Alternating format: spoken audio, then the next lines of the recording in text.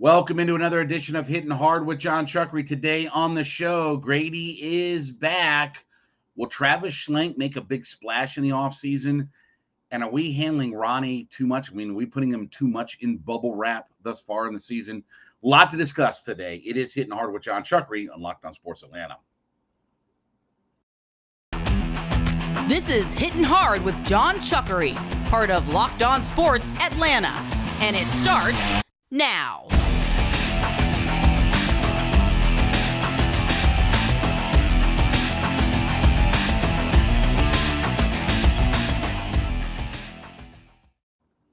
Welcome into Hittin Hard with Jon Chuckery. Thanks so much for being a part of the show today. Want you to go over to youtube.com, put in the browser Locked On Sports Atlanta, and subscribe to our ever-growing YouTube channel. Leave us a comment. Tell us what you think about the show, about our episodes that we're putting up there. And, of course, I ask you to follow me on my Twitter page. It is at JMCH316. Well, literally, as we were on air yesterday, the news broke that the Falcons extended defensive tackle Grady Jarrett. So he's got 3 more years added onto his contract at $51 million with $34.5 million guaranteed. So an average of $17.5 million per year. When you look at the quick numbers of it, the Falcons will actually pick up a good bit of cap space this year.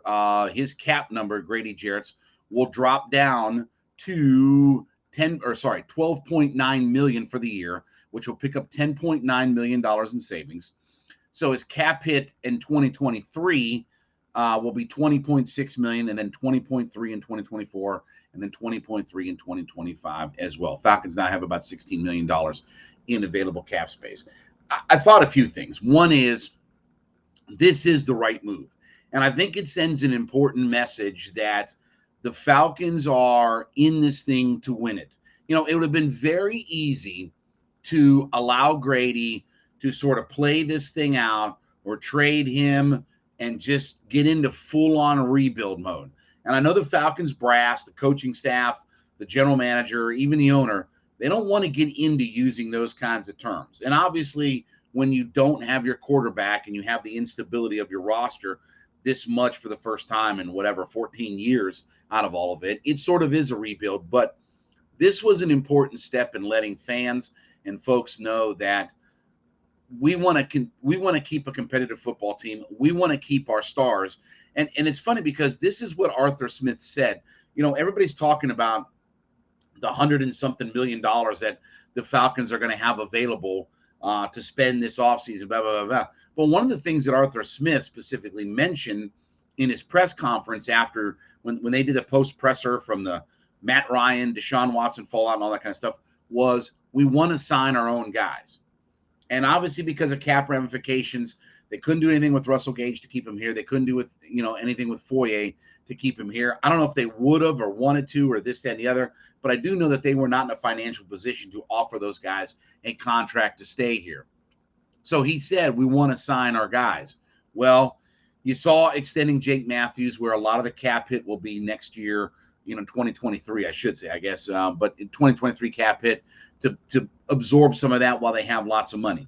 And now you see the extension of Grady Jarrett. So they're telling you that we want to keep the core of our guys, the guys that are high caliber players and the guys that make our team go. Because, look, this is a team that very much a few weeks ago, we could have been looking and saying, wow, Grady might not be here. Ridley might not be here. There may be a lot of changes and things like that. But this was a big first step in letting fans know that, hey, we are committed to making this thing right. We want to keep the core of our guys together. We're not in a full-on rebuild mode. And I think it's an important message to send.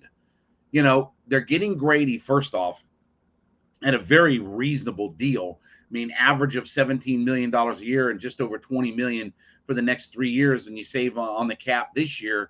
Those are all good things. I mean, $20 million for a defensive tackle, that's near the top. I'm not saying he's Aaron Donald, but he's certainly up there as far as one of the probably 4 or 5 best defensive tackles in the league.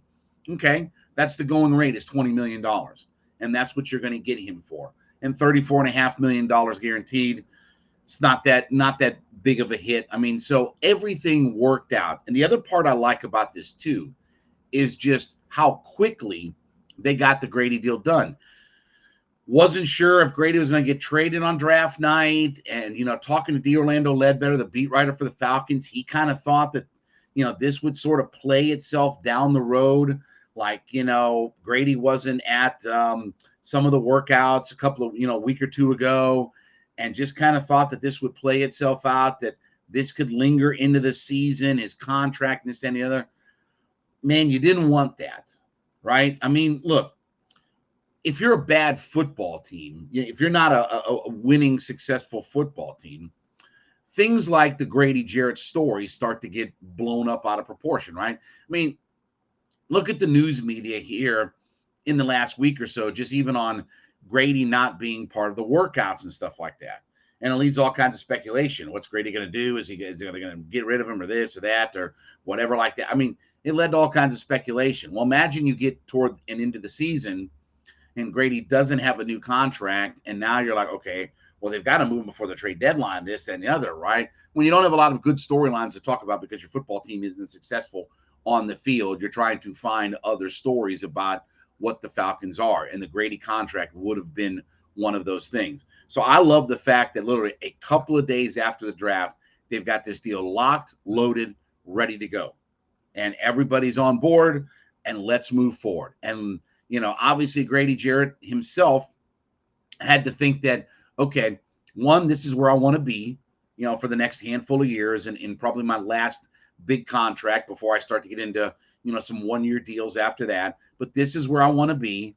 And it looks like the Falcons did some things in the draft or free agency for that matter to help me feel more assured about what the direction of this team is. So this was a win-win all the way around. I think it sends a great message about we want to keep our guys together. We're committed to signing our guys.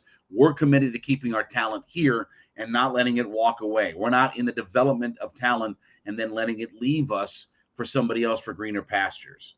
And by the way, the next thing now is probably to go get Chris Lindstrom extended, get his extension done. They picked up his fifth-year option.